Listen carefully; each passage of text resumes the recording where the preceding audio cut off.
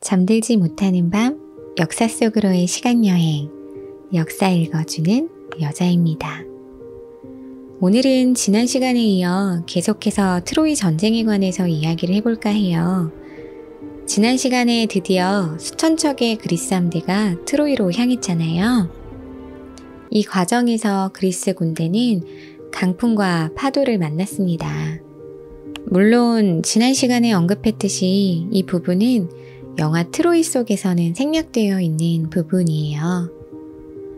이처럼 강풍과 파도를 만난 사건을 우연한 자연재해라고 생각할 수도 있겠지만 신들의 나라에 사는 그리스인들은 이 역시도 신의 의지에 의한 것이라고 생각을 했어요. 그리고 예언자 칼카스는 자신이 받은 신탁을 그리스인들에게 이야기하기 시작했죠. 지금처럼 그리스인들이 고통받는 이유가 바로 아르테미스 여신이 화가 났기 때문이라는 것이었는데요. 그리스 병사들이 여신이 사랑하는 토끼와 그 새끼를 죽였기 때문이라는 것이었어요. 그리고 이 문제를 해결하기 위한 유일한 방법은 아가멤논의 맏딸인 이피게네이아를 여신에게 제물로 바치는 것이라고 이야기했습니다. 자신이 사랑하는 딸을 제물로 바쳐야 한다니 아가멤논은 굉장히 절망적이었어요. 그러나 성공적인 전쟁의 수행을 위해서는 자신의 사사로운 관정을 드러낼 수는 없었죠. 결국 아가멤논은 이피게네이아를 신의 제물로 바치기로 결정했고 자신의 딸을 데려오기 위해서 거짓말을 합니다. 바로 그리스 최고의 장수인 아킬레우스와 이피게네이아를 결혼시키려 한다고 거짓말을 한 것이었어요.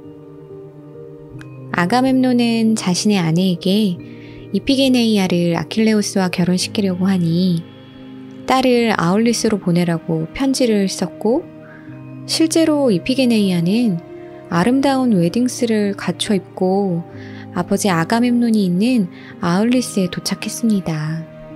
이때까지도 그녀는 자신이 제물이 되리라고는 상상도 못했을 거예요.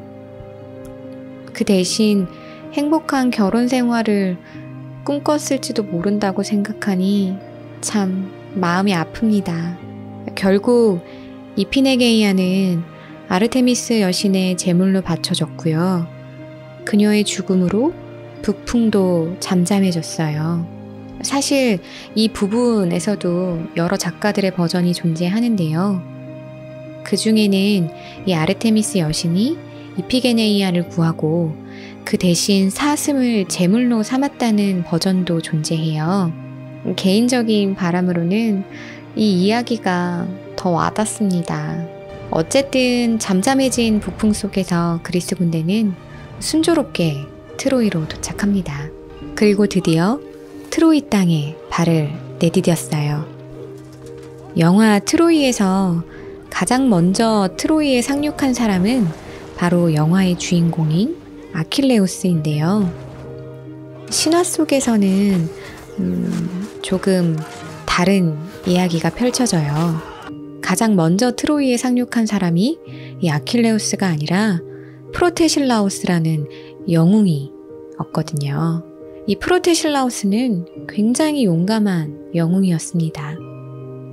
왜냐하면 가장 먼저 트로이에 도착한 사람이 가장 먼저 죽게 될 것이라는 신탁이 있었고 이 신탁을 모든 그리스의 군인들이 알고 있었거든요. 프로테실라우스도 이것을 알면서도 그 두려움에 맞서 자신이 가장 먼저 트로이 땅을 밟았던 거예요. 결국 그는 신탁대로 트로이 병사들에 의해서 가장 먼저 죽음을 맞이했습니다. 그리스 병사들은 그의 용감함에 경의를 표했고요. 신들 역시도 그의 용기를 인정해 주었습니다. 그러나 그의 죽음을 인정할 수 없는 한 사람이 있었어요. 바로 그의 부인인 라우다미아였습니다. 프로테실라우스의 죽음을 높이 샀던 신들은 헤르메스로 하여금 슬퍼하는 라오다미아에게 프로테실라우스의 모습을 마지막으로 한 번 더 보여주기 위해서 그를 잠시 죽은 자의 세계에서 현실 세계로 데려오도록 했어요. 그런데 라오다미아는 그녀의 남편과 다시 한번 헤어지는 것을 또 받아들일 수 없었고 결국 남편을 따라 저승으로 향했습니다. 라오다미아 스스로 목숨을 끊은 것이죠.